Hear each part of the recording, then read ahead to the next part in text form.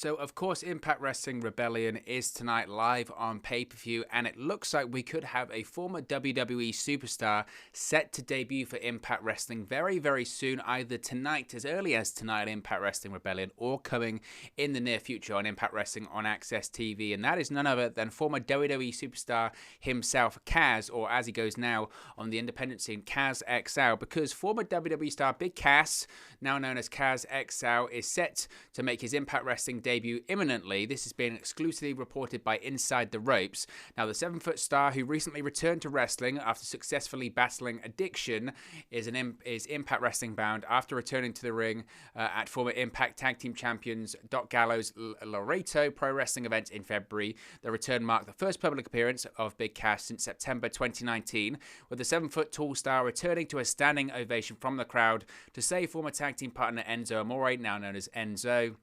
He has since appeared alongside Melina on the independent scene. Now, Impact Wrestling Rebellion's pay-per-view tonight sees AEW World Champion Kenny Omega and Unified Impact World Champion Rich Swann clash, but may very well see Kaz XL debut as well, with sources stating to Inside the Ropes, this is Gary Cassidy at Inside the Ropes, I should also reference that as well, stating that the larger-than-life star is set to debut either as soon as tonight or on an upcoming episode of Impact Wrestling's weekly programming. Now, this is really interesting, actually. Now, when it comes to Big Cass, look, I know that he's kind of divided people a little bit in terms of their opinion on him, and I think that those reasons of division and those reasons that some people might not like him in terms of the wrestling community online and fans around the world, professional wrestling fans, probably stem from his behavior in the past. And look, this is a guy that has had some problems with addiction. This is a guy that has had some issues in life, and he'll be first to admit that. This is a guy as well that, look, WWE, they obviously felt that a period of time something was there, because they were pushing this guy to the moon. Right after Daniel Bryan returned to the ring in 2018, who did he feud with straight away? He feuded with Big Cass.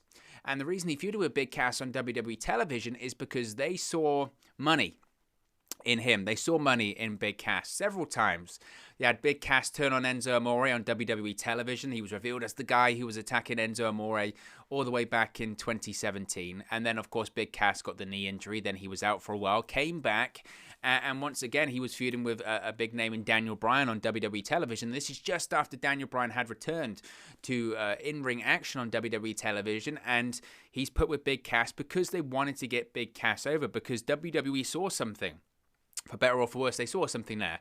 And the only person that derailed that, the only person that got in the way of themselves there was Big Cass. And I think he'd be first to admit that himself.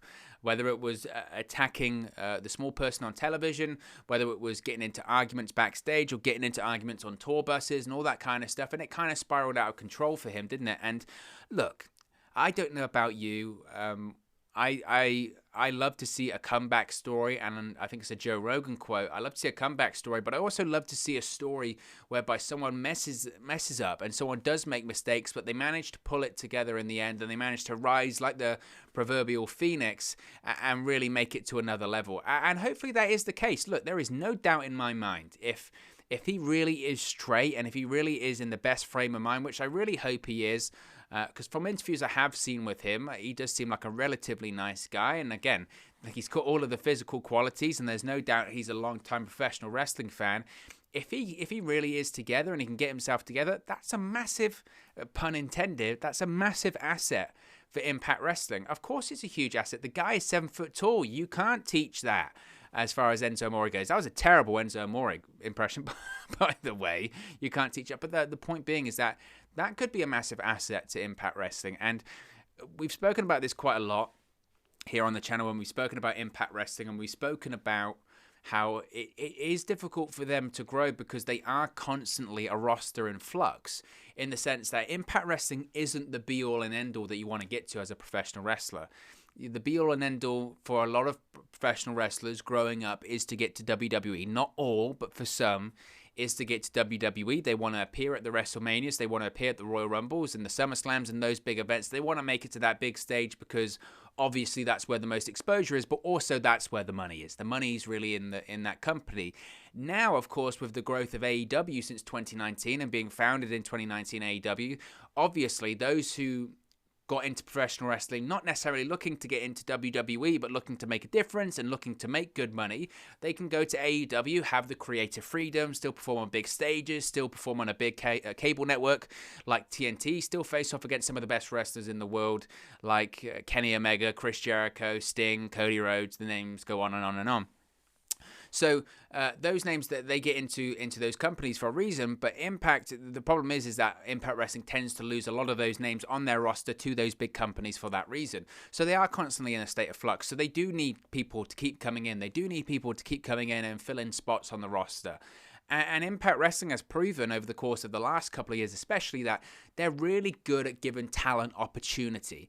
And sometimes that's what you need in the world of professional wrestling. You need opportunity. That's really what you need. And maybe it's a situation when it comes to Kaz that, there aren't a lot of places that would be willing to give him the opportunity right now. I mean, he has maybe burnt some bridges, maybe with WWE. And look, there was the period of time where he maybe was going to work Ring of Honor with him and Enzo Amore, and they were at the Madison Square Garden Super Show of New Japan Pro Wrestling, and that whole situation is very murky and confusing. Maybe this is exactly what he needed to do. Obviously, he needed to step away. Obviously, he needed to go away, get himself straight, get himself in check, physically, mentally, emotionally, spiritually, whatever you want to call it. And maybe this is just the opportunity that he needs. Because if Impact Wrestling's getting a fully healthy Big Cass of sound mind and sound body and sound soul, then they've got themselves a major player. And it's something that I've spoken about for Impact Wrestling, specifically when we've been talking about Impact here on the channel, is that this is a company that I've always felt, and I don't know, some people might have said that this is unfair, but I've always felt that they've got a real strong roster, a group of guys, group of females. They've got a really strong roster there. But when it comes to the male side of things, they don't have that tippy top person at the top of the card that you strap the company to, and he's the top baby face and he's the face of the company, whatever cliche or mannerism or analogy you want to call it. They've never had that person for a while now. They've tried it with people like Eddie Edwards, and I think Eddie Edwards is a top baby face for Impact, but he's not the face of the company, and they're doing it with Rich Swann right now. And I still think, even though he's got the big match of Kenny Omega tonight, which I do think he will lose, I think Kenny Omega's leaving with both titles tonight, or all 3 titles. I don't know if I still think the jury's out on Rich Swann being the guy for Impact Wrestling, the top babyface, the face of the company, the guy that you go, that's Impact Wrestling, that's the guy that's going to elevate Impact to the next level. Now, is Big Cass going to be that guy? My gut says no. You never know, though. You never know. But my gut says no. But Big Cass, for me, is a guy that Impact Wrestling can look at and say, look, if we can find someone who can be that top babyface, if they can work up against Big Cass, that's a heater right there. That's a top-level heel, because I see Big Cass as a heel, a top-level heel, main event level opponent that if we can find a top babyface, we can build something. We can make something happen there. And that's why I look at Big Cass and I see that. I see that potential. And WWE saw it as well. WWE saw that potential in him as well. So I'm glad to see that's the case. As far as the legitimacy of the report, as I mentioned, Inside the Ropes were first reporting this exclusively. Gary Cassidy was reporting it exclusively as well. I know Gary, and maybe this might be skewing my thought process on this, but I know Gary. I've worked with him in the past, especially when it comes to the world of Impact. He has very, very strong source. Just in general, he's a very good reporter. He doesn't rarely get stuff wrong. He's a very thorough in when he goes with an exclusive or he breaks a story or whatever. It's been checked a million times over, and especially with Impact Wrestling, I know for a fact he has a very good relationship with the Impact Wrestling officials and with various Impact Wrestling wrestlers. So I am very certain that this is the case. And as far as how will Big Cass debut, or Kazakh, whatever you want to call him, I don't even know if he'll be called Kazakh. Probably be called a Kazakh in Impact. I don't know if I like that name, though. I don't know if I prefer something a little bit different. You can let me know what you think in the comment section below about the Kazakh name. I'm still struggling. It sounds like Kazakhstan, doesn't it? It reminds me of Borat. But I don't know, Kazakh. I think maybe we could do something else. Maybe this is part of the process. Maybe it could be something completely different. Who knows? It's a tangent. But as far as what I see or how I see him debuting, That's a really interesting one. I don't see him getting involved in the main event. Nothing silly like that. I know that some people are putting those two and two together and saying he's going to get involved in the main event and he's going to cost Rich Swann the championship, and that's how they're going to get out of it, because it's not going to be a clean finish. The main event's not going to be a clean finish. Impact Wrestling doesn't want to bury their own champion. AEW doesn't want to bury their own champion. All that kind of stuff. I really don't see that. And I'm going to stick with my prediction that I've predicted for a while now when it comes to this whole AEW World Championship versus Impact World Championship title versus title scenario. What I see, and what I still see, is a really competitive match. I could see it going 20, 25, even 30 minutes. It's the match that this entire pay-per-view is surrounded by. It's built around, rather. And I see a clean victory for Kenny Omega. I see him hitting... The only point of contention, I think, is that how many One-Winged Angels he hits to get the victory. Initially, the story was they were really focused on the whole One-Winged Angel situation and that nobody had ever kicked out, wink, wink, because we know people have, Kota Ibushi. But we're going to, no one's kicked out, all that kind of stuff.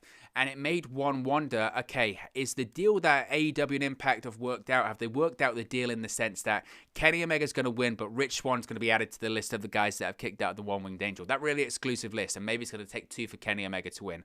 I thought that slightly initially. To be honest now, I still don't know if I see that. I don't know if I see that because that move is so protected. And no disrespect to Rich Swann, no disrespect whatsoever. In the mind of AEW, I don't think that AEW perceive this as a really big match.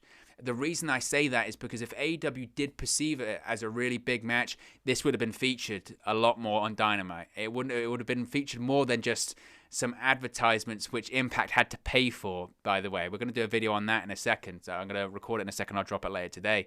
So AEW don't perceive it as a really big match. And again, that's why I think it's going to be a one-winged angel. I don't think there'll be a two, because I think AEW will be saving someone else to kick out of that on AEW television or an AEW pay-per-view event. So I think it's going to be a one-winged angel, and I think Kenny Omega's going to get the victory. And I think it's going to be as simple as that. I really do. And I don't want to toot my own horn by any stretch of the imagination, but I said at the start of the year, and my opinion hasn't changed on it whatsoever. And we'll see if it happens tonight. But my opinion at the start of the year was, one, that Kenny Omega was going to work an Impact Wrestling match. We've seen that happen. We've seen him work two at this point. The second was that Kenny Omega was going to compete for the Impact World Championship this year. That's happening tonight. And the third was that Kenny Omega was going to leave an Impact Wrestling event as the Impact World Champion. And I think that happens tonight. So in terms of the outcome, I think Kenny Omega's going to win. I don't think there's going to be a screwy finish, which means I don't think Kaz XL, Big Cass, whatever you want to call him, I don't think he debuts in that fashion. I don't think he comes out and defeats Rich Swann, because it would just go against everything that Impact Wrestling have said so far in terms of Scott D'Amore and other Impact Wrestling executives and officials saying there's going to be a winner, someone's definitely going to leave. If it's a screwy finish, AEW doesn't want to have a part of that. They don't really do screwy finishes. Tony Khan's been a very proud advocate that they don't do that. So I don't think they'll have a screwy finish. In terms of how could he debut? Well, there are a couple of ways. Obviously, he could just come in as a singles guy, feud with whoever. There's a plenty of guys that he could feud with. I think an interesting fact or avenue for him to debut would be Violent by Design. I think Violent by Design, obviously Eric Young, he has the injury right now. I'm not saying that Big Cass is going to replace him. I know they've got Joe Doring, who's already the big, heavy muscle guy, the heater, if you will, in that stable. But who's to say you can't have a bit of a Skyscrapers or something like that? Why not have a tag team of Joe Doring and Big Cass? Now, that's interesting. You could argue, is Big Cass going to come in and be a tag team guy? I don't know. I really don't know if that is the case. But I think there's plenty of avenues. There's plenty of avenues that Big Cass can come in and debut by. I think it's, as I mentioned, I think it's a great signing. I think it's a very good signing. I think it's a logical signing for Impact. I don't know what the deal would consist of as well. As I mentioned, Impact Wrestling are very good at handing out opportunity. They're very good at handing out deals to talent that are very flexible and allow talent to have a big degree of freedom, not necessarily with the creative, but in terms of their wider career. People like Matt Cardona are still on per appearance deals. There are plenty of talents there. Alex Shelley, when he was there, he was like, I didn't even have a deal. I was working on a handshake. I'll be there next week. I'll be there next week. I'll be there next week.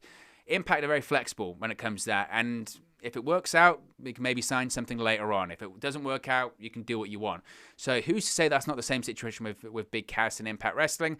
I just know that if Impact get this right, if they're getting a sound of mind, body, and spirit of Big Cass, then they've got themselves a player. And they've got themselves something that's different and can go well.